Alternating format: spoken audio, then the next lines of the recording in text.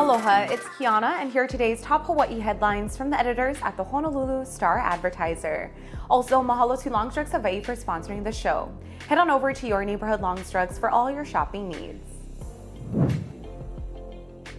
A longtime Hawaii girls basketball coach and educator has been arrested on federal charges related to the possession of child sex abuse material. The FBI arrested former Punahou girls basketball coach Dwayne Yuen at his home this morning. The FBI said Yuen engaged in illegal activity dating back to 2004. It is believed that he contacted his victims in person and through electronic communications. Yuen was previously accused of grooming and abusing 5 student athletes while coaching at Punahou. In 2021, Punahou and the former students who sued the school and Yuen settled out of court.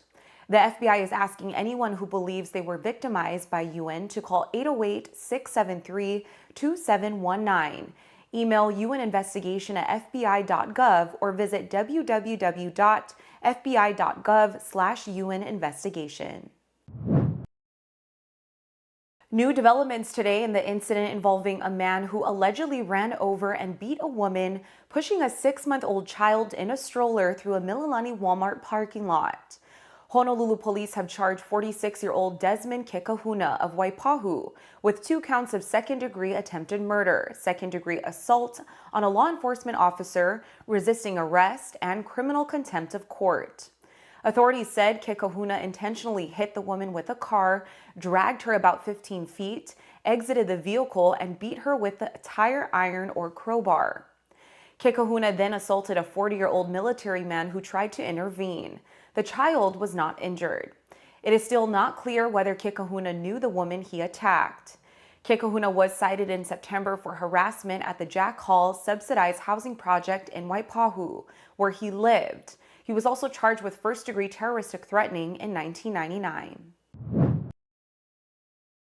U.S. health officials are advising people to stop using a brand of over-the-counter eye drops that has been linked to an outbreak of drug-resistant infections. The Centers for Disease Control and Prevention said the outbreak includes at least 55 people in 12 states. 1 person died with a blood infection and at least 5 others suffered permanent vision loss.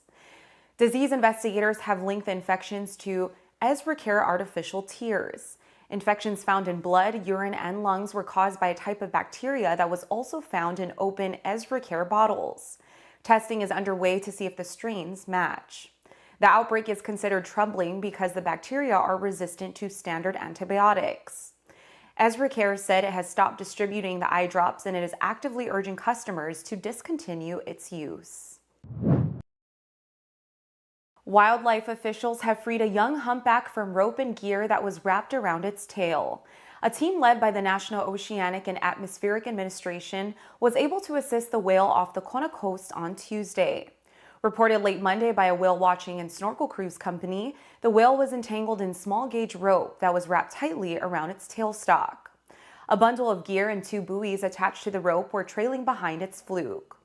The NOAA team used a hook knife on the end of a 30-foot pole to make cuts in the rope, eventually removing the 2 buoys and about 100 feet of heavy line and netting. Some of the rope remains embedded in the whale's tailstock, but it could shed over time. The whale was emaciated and in poor condition after suffering from physical trauma. With the rope and gear removed, officials hope it now has a better chance of survival. The Punahou Carnival is back this weekend. The popular event will open to the public for the first time since 2020, but it will be lacking some signature features usually provided by E.K. Fernandez shows. This year's carnival won't have thrill rides like the Ferris wheel, zipper, and bumper cars, and the large game section will be absent. Instead, about 10 kiddie rides will be offered. E.K. Fernandez owner and president Scott Fernandez said financial difficulties brought on by pandemic restrictions prevent the company from doing more. The rides will be offered alongside carnival staples like malasadas, Portuguese bean soup, Hawaiian food plate, mango chutney, and more. This year's carnival theme is Pun, as in Punahou, Pricks 23, Pedal to the Metal. The event, put on by more than 4,500 volunteers, including students, parents, and alumni, kicks off at 11 Friday morning and runs for 2 days at Punahou's campus. For more on these stories and all the latest headlines, subscribe to the Honolulu Star-Advertiser. Visit Hawaii's top source for breaking news online at staradvertiser.com and download the Star-Advertiser mobile app. Mahalo, have a great day, and we'll see you back here tomorrow.